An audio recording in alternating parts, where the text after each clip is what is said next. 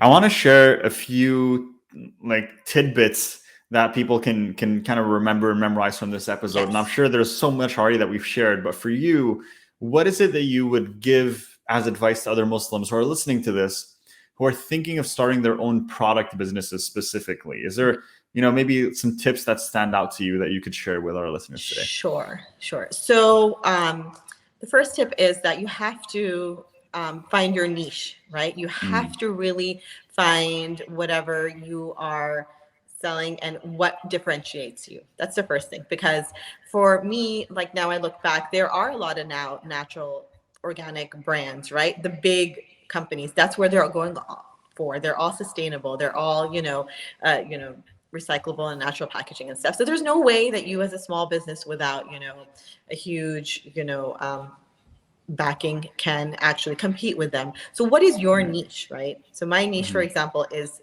using the prophetic ingredients, the black seed specifically, which is not, no other brand really uses that, right? And so you have to make sure you know what your small niche is and that you have to advertise that, right?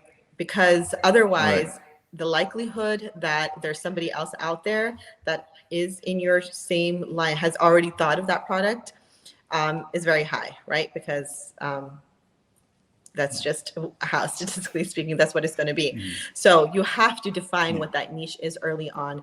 And you have to define if it's not necessarily a product, but if it's like, for example, we're not just product, it's also lifestyle, right? Like advice and things like that. Recipes and things on our blog, what your voice is going to be, right? And I struggled a lot with that. And I think it was because I was trying to please a lot of people and I was trying to market to a lot of people. So you have to, one, know what your niche is, and two, who your actual audience is going to be. Because I was trying to include, well, if I say ancient ingredients and probiotic and stuff, I can market to, the masses as opposed to just people who understand, from an Islamic standpoint type of thing. And so I think that was a mistake that I made initially, that I was trying to, kind of cover it all instead of really, really stick to my niche market. Yeah, definitely. Well, those are really two great pieces of advice. And I think really the importance of them is one that most startup entrepreneurs underestimate. And a lot of times when I'm in my coaching sessions with my students for our mentorship program, and we're talking about, conversations related to marketing, related to sales, related to increasing revenue, and all of those, important topics within business, most conversations will end up at, hey, we need to look at really who is your niche at the end of the day and who are you talking to? And, do you really know who your client is? Because the minute you don't is when sales fall flat. It's when your marketing, your communication falls flat because you don't know who you're talking to. But when you have that vivid and clear image in your mind of this is who I'm talking to, this is who I want to attract, then you're able to communicate according to their fears, their challenges, their obstacles, their goals, and really, relate to them where they look at your business or your product or even, look at your marketing and feel like, wow, this was made just for me. And that's what you want them to feel.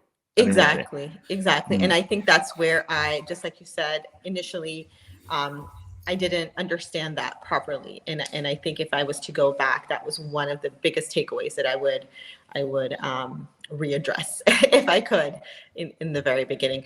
And then the other thing is that you don't have to have everything perfect in the sense that if you're 80% of the way there, like with your website and your marketing, materials and things like that, just go for it, because there's always things that you're going to have to do afterwards anyways that you didn't think about. So, if you're 80-90% of the way there, just go for it. That's my advice. And I wish I had done that, because I literally waited for 6 months for no reason, because I had this imposter, syndrome. I wanted the website, everything to be just ready to go when, thinking I'm going to, have like, so many, orders right off the bat. So, anyway, so that's my little piece of advice.